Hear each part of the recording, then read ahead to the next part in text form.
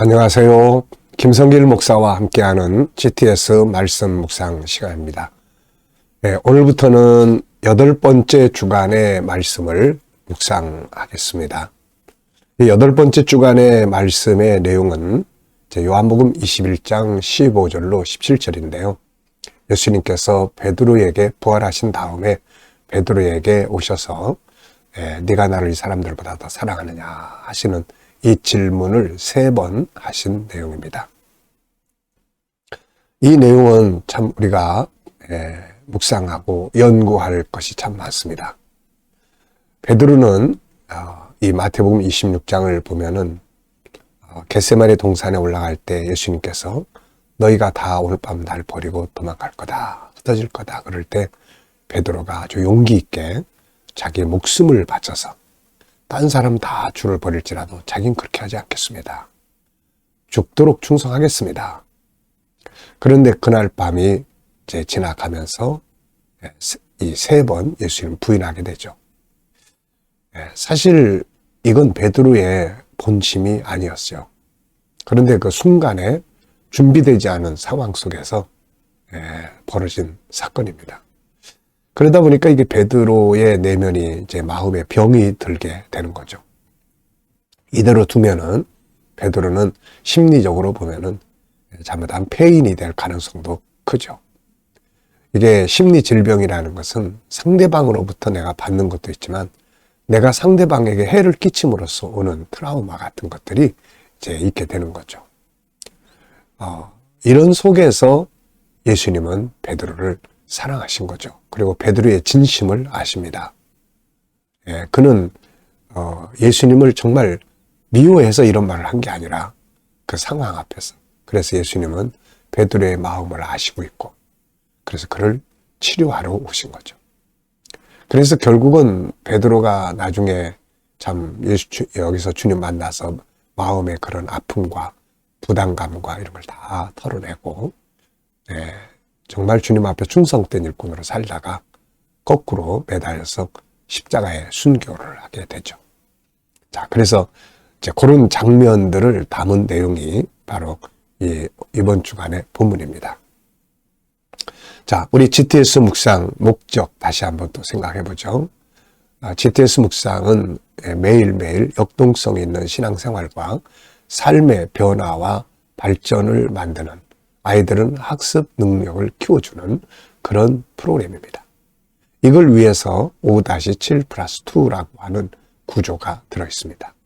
5는 그림 분석을 통해서 생각을 움직이게 하는 것이고 7은 우리의 삶의 현장을 변화시키는 주제들입니다.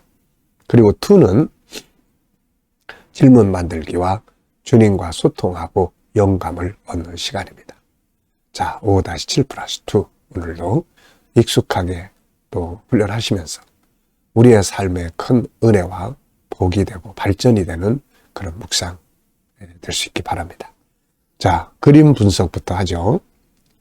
자, 오늘 그림은 이제 베드로가 이제 머리를 막 쌓아안고 고통스러워하는 장면이 있고요. 옆에 장닭이 한 마리 있습니다.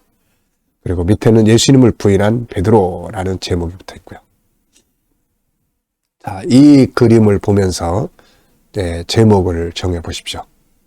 저는 제목을 주님을 부인한 베드로의 마음 이렇게 적어봤어요.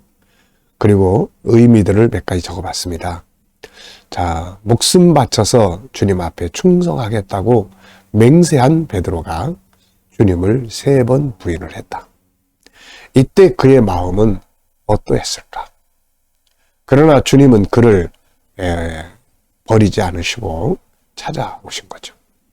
이것이 바로 주님의 사랑이다. 이렇게 적었습니다. 자기가 그렇게 자신 있게 맹세한 내용을 얼마 가지 않아서 못 지켰을 때, 참 그 마음이 얼마나 이게 속상하고 그러겠습니까? 자, 분석해 보겠습니다. 지금 눈에 보이는 장면은 고민하는 베드로, 장닭이 한 마리 있고요. 위에는 영어 글씨가 있고 아래로는 제목이 있습니다. 자, 보이지 않는 부분에는 뭐가 있을까요? 우선 베드로는 왜 이러고 앉아 있는가? 베드로가 행한 일이 있고요. 또 베드로는 왜 예수님을 부인을 했을까? 참 여러 가지 많은 생각을 해보게 돼요. 사실 우리가 그 자리에 있었다 해도 준비되지 않았다면은 우리도 아마 다 부인하고 도망을 갔을 겁니다. 자, 그의 마음 상태는 어떠했을까? 그 뒤에 주님을 만나고 나서 그 뒤에 그는 어떻게 되었는가? 예수님을 만나고 나서 베드로는 다시 소생을 합니다. 자, 세 번째입니다. 그림에서 중요한 것 찾기입니다. 자, 저는 이 그림에서 중요한 거를 이렇게 적었어요. 사람은 누구나 실수한다. 중요한 것은 그 다음이다. 가룟 유다는 예수를 팔아먹는 엄청난 실수를 범했죠. 그런데 그는 그 다음에 회개하지 못했고 또 자기에게 주어진 기회들을 다 잃어버리고 결국 스스로 생명을 포기해버리고 맙니다. 참 안타까운 장면이죠. 만약에 가룟 유다가 그 뒤에 어차피 돈도 갖다 다시 돌려줬잖아요. 그리고 참 주님 앞에 철저하게 회개하면서 주님 정말 잘못했다고 하나님 용서해달라고. 그렇다면은 하나님 과연 어떻게 하셨을까? 그런데 가룟 유다는 잘못한 것이다. 이게 잘못됐다라는 것까지는 생각을 했지만 그 부분에 대해서 결국은 자기 스스로가 생명을 버림으로써 우리가 이렇게 가면 안 되거든요. 그러니까 우리가 어떤 상황에서 실수할 수 있습니다. 잘못할 수 있고 넘어질 수 있고. 그런데 그 다음이 문제예요. 그 다음에 자기를 학대하고 자기를 스스로 포기하고 나 같은 것 막 그러면서 이러면 이제 이게 안 되는 거예요. 그때 십자가 의지하고 주님 앞에 회개하고 그리고 다시 일어서면 얼마든지 주님은 우리를 기뻐 받으시고 그러시거든요. 그래서 중요한 것은 사람은 누구나 다 실수한다. 중요한 것은 그 다음이다 하는 생각을 적어봤어요. 자, 연상법 훈련입니다. 오늘의 내용은 특별하게 그리 복잡하지 않으니까요. 우선 머리를 싸매고 고민하는 베드로. 옆에 장딱 한 마리. 밑에는 제목이 붙어 있고요. 예수님을 부인한 베드로. 위에는 요 글씨들이 있습니다. 자, 그리고 이 본문과 관계된 성경 말씀이나 어떤 사람, 또 어떤 사건들을 한번 생각을 해보겠습니다. 우선 마태복음 26장, 베드로의 아주 당당한 용기죠. 오늘 밤 너희가 다 나를 버리리라. 그랬더니 베드로가 주여, 다른 사람이 다 주를 버릴지라도 나는 결코 주를 버리지 않겠습니다. 내 목숨을 잃을지라도 나는 그렇게 하지 않겠습니다. 이렇게 맹세를 합니다. 그런데 하룻밤도 지나지 않아서 그 맹세가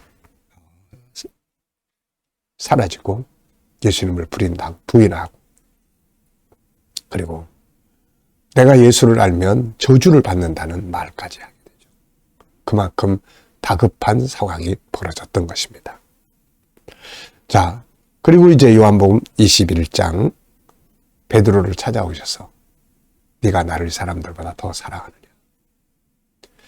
이 말씀은 사실 네가 이 사람들보다 나를 더 사랑하지 라는 말씀과 같은 거예요. 그래서 베드로의 속에 있는 그 진심을 예수님께서 밖으로 끌어내 주신 거죠. 그래서 치유가 이루어진 거예요.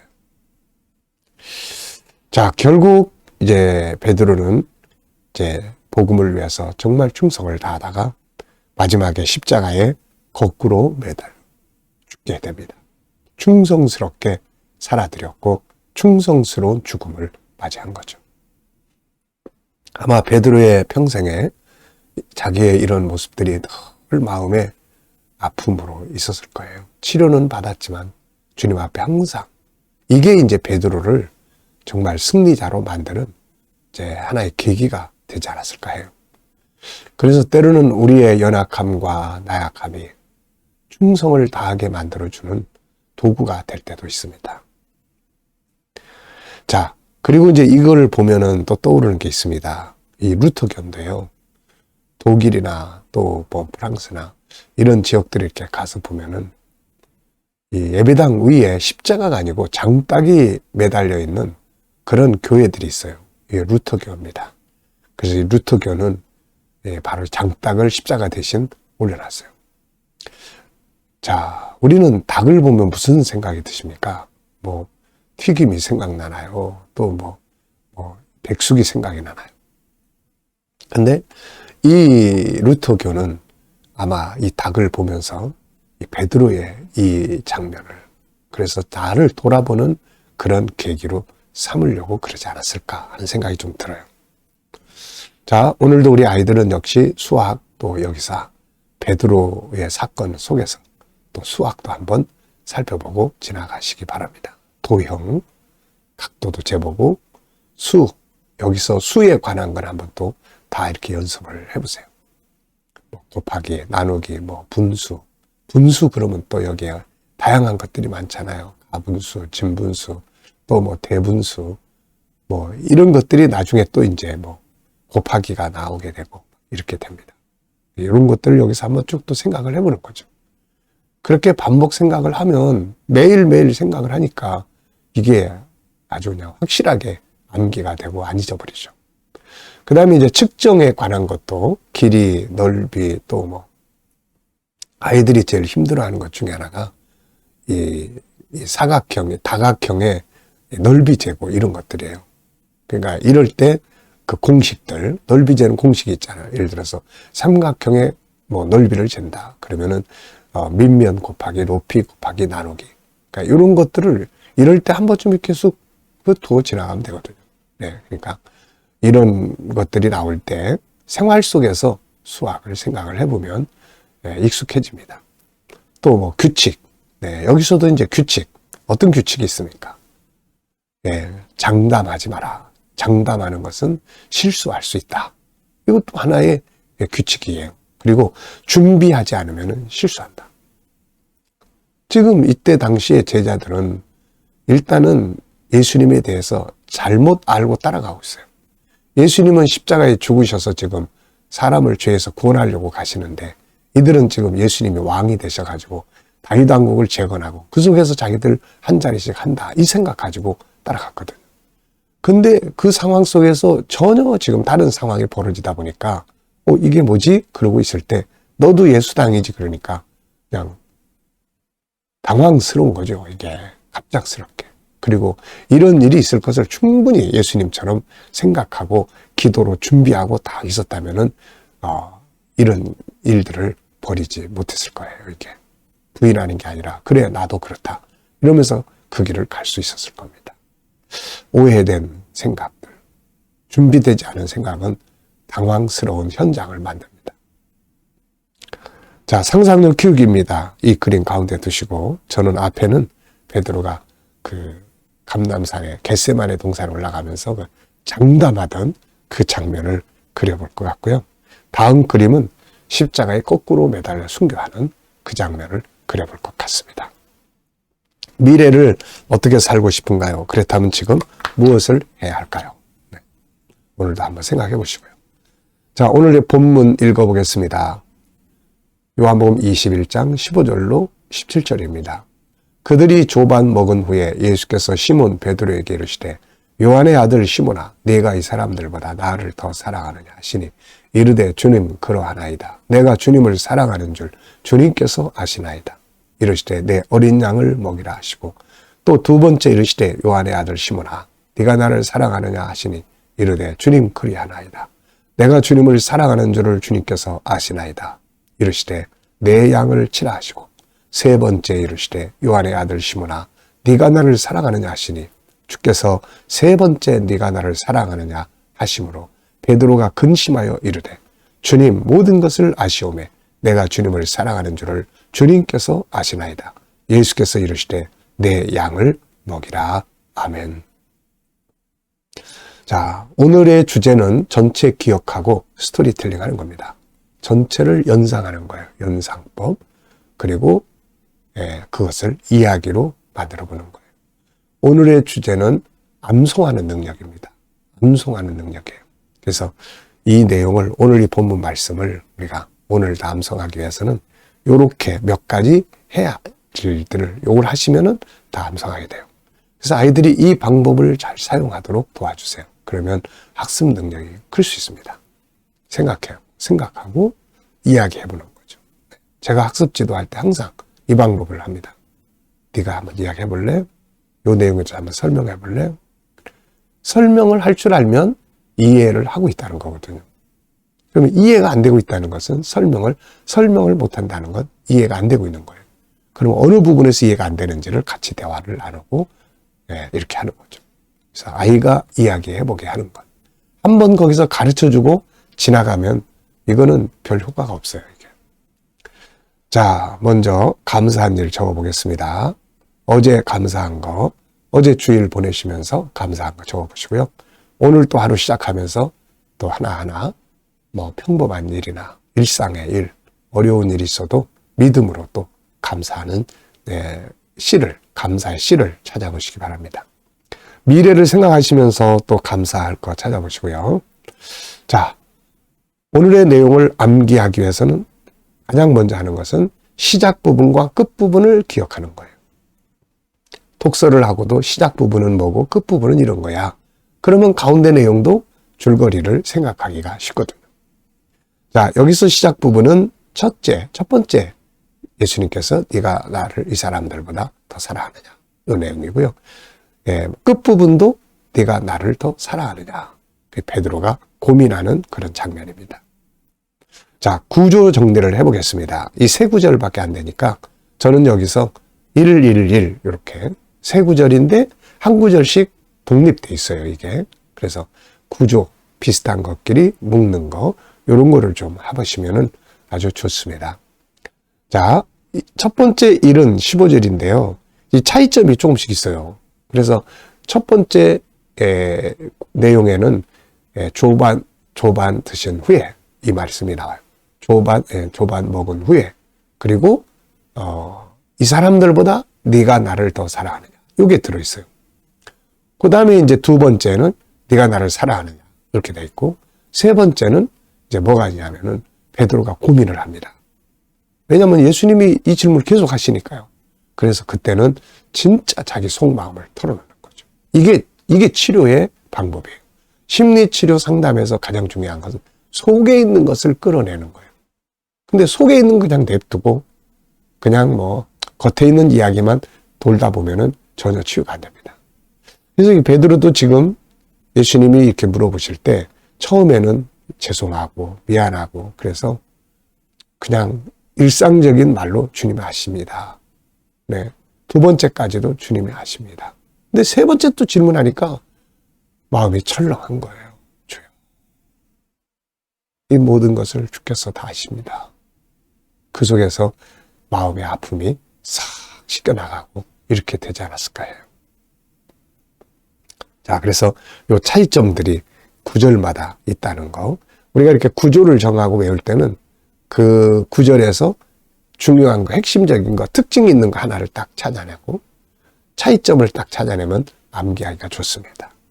자, 세 번째는 스토리텔링 하는 거예요. 본문의 내용을 이야기로 만들어 보면 그 다음에 이제 안 잊어버립니다. 자, 저는 이렇게 적어봤어요. 베드로는 예수님을 3번 부인을 했다. 그는 이것 때문에 마음이 병들었다. 그렇잖아요. 내가 왜 그렇게 했을까 하는 자기에 대한 분노가 있어요. 자기에 대한 화가 나는 후회. 그 다음에 예수님께 대한 미안한 마음, 죄송한 마음, 맹세를 지키지 못했다고 하는 그런 막 안타까운 이런 마음. 이게 이제 어떤 상태로 발전을 하냐면은 처음에는 막 자기 분노가 일어납니다. 이런 경우가 되면은 그래서 분노 조절 장애. 그 다음에 이게 조금 시간이 지나가면 우울해집니다. 이게 우울해져요. 우울증. 그 다음에 어떤 현상이 오냐면 사람들을 보기가 싫어져요. 만나기 싫어집니다. 만나면 뭐 부끄럽고 창피하고 그러니까 대인 기피 이런 게 생겨요. 그래서 막 이게 이제 계속 이게 이제 뭉쳐지면은 나중에 이제 무기력 상태가 빠져요. 그리고 이게 이제 계속 더 강화되면 강박관념처럼 생깁니다. 그리고 나서는 나중에 이제 막 망상 같은 것들이 생각하게 되고 정신적 이상 증세들이 발생을 할 수가 있어요, 이게. 이게 정말 이런 경우가 이게 보통 문제가 아니에요. 그래서 예수님께서 베드로를 특별히 따로 불러서 네 진심은 내가 안다. 넌 날 사랑하지 않니? 네 진심은 내가 알아. 이거를 말씀해 주신 거예요. 그러니까 베드로가 치유가 된 겁니다. 이대로 두면 그는 폐인이 될 수 있었을 것이다. 그런데 주님은 그를 사랑하셨고 그를 버리지 않으셨다. 그리고 3번씩이나 그에게 사랑의 질문을 하셨다. 네가 이 사람들보다 나를 더 사랑하느냐? 네가 나를 사랑하느냐? 네가 나를 사랑하느냐? 특히 3번째 질문에 그는 근심을 했고 그리고 마음 깊은 곳에 있는 진심을 털어놓습니다. 주님, 모든 것을 주님이 아십니다. 내가 주님을 사랑하는 줄을 주님이 아시나이다. 이 속에 그의 모든 아픔이 다 이제 덩어리가 나오게 되는 거죠. 이 고백과 함께 그는 치료를 받았습니다. 그리고 끝까지 충성하였고 마침내는 순교의 제물이 됐죠. 자, 이렇게 스토리로 만들어 보면은 이제 안 잊어버립니다. 제목 정학입니다. 자, 본문에서 제목을 쭉 정해보세요. 저는 베드로의 아픔을 치료하신 주님, 네가 나를 사랑하느냐? 베드로를 사랑하신 주님, 사랑하는 자에게 사명을 맡기십니다. 먼저 주님을 사랑하라. 오늘 이 본문은 여러 가지 말이 주제가 나옵니다. 한번 제목을 정해보시고요. 질문 만들어 보겠습니다. 왜, 무엇을, 어떻게, 만약 이런 단어를 넣으면 좋은 질문이 나옵니다. 저는 주님은 왜 베드로에게 이런 질문을 주셨을까? 왜 이런 질문을 하셨을까? 네. 자, 우선은 베드로를 사랑하기 때문에. 주님이 사랑받으려고 하는 게 아니에요. 사랑하는 베드로. 베드로가 주님을 사랑하는 걸 베드로가 스스로 지금 증명을 못했어요. 부인해버렸으니까 예수님이 확인해 주시는 거예요.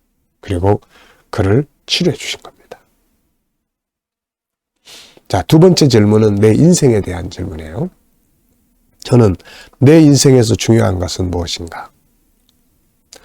첫째는 주님과 소통, 2번째는 사명, 3번째는 건강, 4번째는 가족과 성도들, 5번째는 일할 수 있는 환경.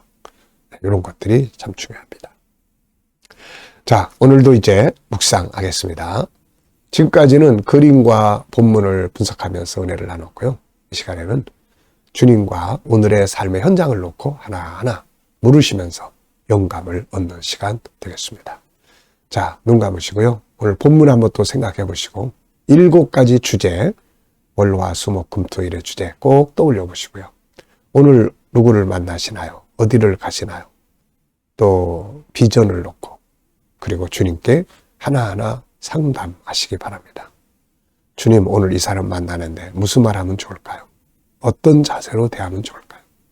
주님, 오늘 제가 이 일을 합니다. 어떤 자세로 하면 좋을까요? 주님이라면 어떻게 하시겠습니까? 오늘 이 문제를 해결해야 합니다. 주님, 사용할 말씀은 뭔가요? 7가지 주제 중에 어떤 주제를 사용하면 좋을까요? 그리고 기다려보면 주님 주시는 영감이 있습니다. 네, 이 영감이 답이에요. 이걸 가지고 오늘도 살면 좋은 행복한 한 날이 될 수 있습니다. 자, 오늘 하루 묵상과 함께 좋은 하루 되시기 바랍니다. 기도하고 마치겠습니다. 주님 감사합니다. 또 한 주간을 시작합니다. 오늘도 묵상으로 출발합니다. 묵상과 함께 형통하는 한 주간이 되게 하여 주시옵소서. 주님, 우리 자녀들, 친척들, 동료들, 믿지 않는 자들 주 앞에 다 돌아오게 하시고 구원받게 하시고 믿는 자들 더 깊은 영성의 자리에 나가게 하여 주옵소서. 성도들의 직장과 사업장들이 형통하게 하시고 새로운 일터를 구하는 자들에게 좋은 일터들이 예비되게 하여 주옵소서. 치료받는 교우들에게 치유 능력이 더 강하게 역사해 주시고 어려운 문제를 안고 기도하는 성도들 감당할 힘을 주시고 모든 것이 합력하여 선을 이루게 하여 주옵소서. 오늘 이 나라와 민족이 함께 하시고 지도자들에게 지혜 주셔서 나라를 바르게 이끌어갈 수 있게 하여 주시고, 주여 이 나라가 경제적으로 더욱 발전하며 선교하며 거룩한 나라가 되게 하여 주옵소서. 주님, 오늘도 또 세계 곳곳에서 복음을 위해 수고하는 선교사님들과 사역자들 위해 함께하여 주시고, 우리 KDM 훈련을 통해서 천국 복음이 더욱 온 세계에 전파되게 하시며 GTS 묵상이 많은 교회에 보급되고 또 다음 세대를 양육하는 중요한 프로그램이 되게 하여 주옵소서. 감사하며 예수님의 이름으로 기도하옵나이다. 아멘.